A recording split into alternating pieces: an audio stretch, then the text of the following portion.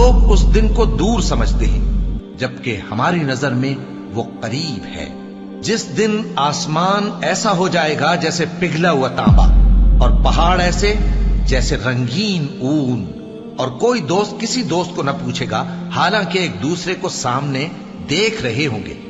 اس روز گناہگار چاہے گا کہ کسی طرح اس دن کے عذاب کے بدلے میں سب کچھ دے دے، یعنی اپنے بیٹے اور اپنی بیوی اور اپنے بھائی اور اپنا خاندان جس میں وہ رہتا تھا، اور جتنے آدمی زمین پر ہیں غرض سب کو دے ڈالے، پھر اپنے آپ کو عذاب سے چھڑا لے۔